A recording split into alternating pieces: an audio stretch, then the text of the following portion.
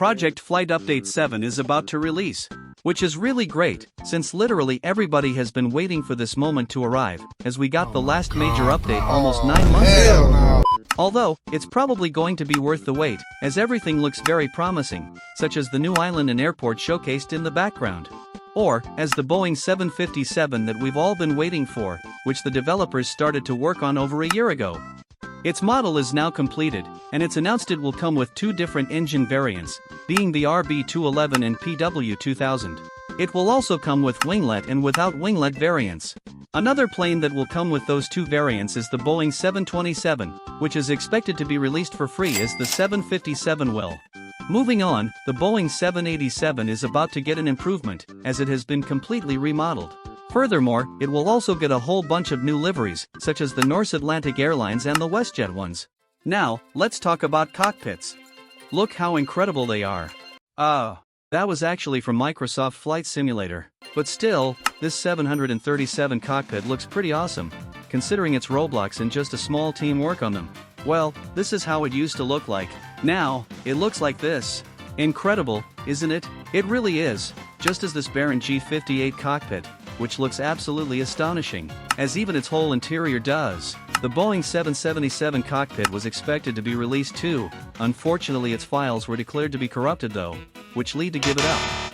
Therefore, developers started working on the Eurofighters 1 instead, which started to look really neat.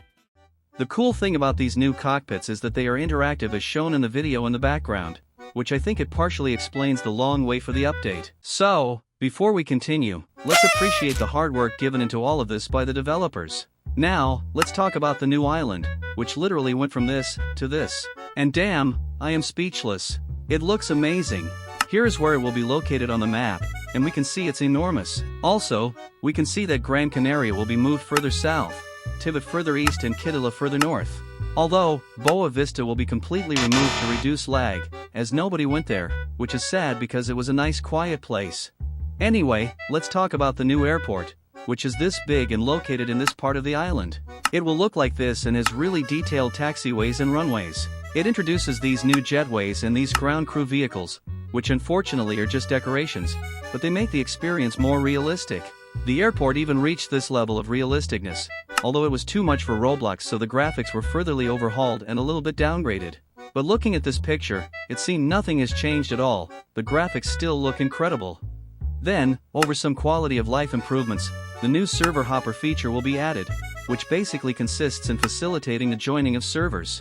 We can also expect the arrival of the Dornier Du 228 and the Twin Otter, as well as the Gatwick Airport revamp in either the Antoine Simon or the Sabao International airports. And finally, other than the dynamic weather, there will be a complete physics overhaul and the autopilot vertical speed. And that's it for Project Flight Update 7. Now let's move on to Project Flight Update 8, which, how you can see, it's going to be a military update. This time we'll start off with the new airport, which is the Key West International Airport plus Naval Air Station Key West. Developers haven't started modeling it yet, although it should look like this, and this is its master plan. The Gerald R. Ford with catapult launch will also be added. Then, fighter jets such as the F-16 Block 40B, F-15C Eagle and F-18 Super Hornet are confirmed, while the Su-27, MiG-29 and F-35 are under consideration. 2 more aircrafts are expected to arrive too.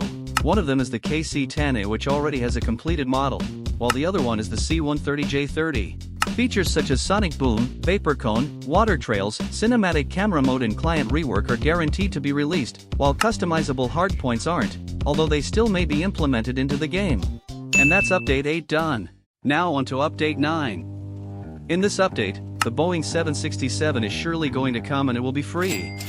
The E195-E2, though, is under consideration but will come with a few cool liveries, as even the Gulfstream 5 does. Career mode will be finally introduced too, as well as a plane spotting area. And lastly, outside from Update 9, Madeira and Shannon airports are in progress of being modeled. Thank you guys so much for watching. Please consider subscribing for more videos like this. I'll see you in the next one. Cheers.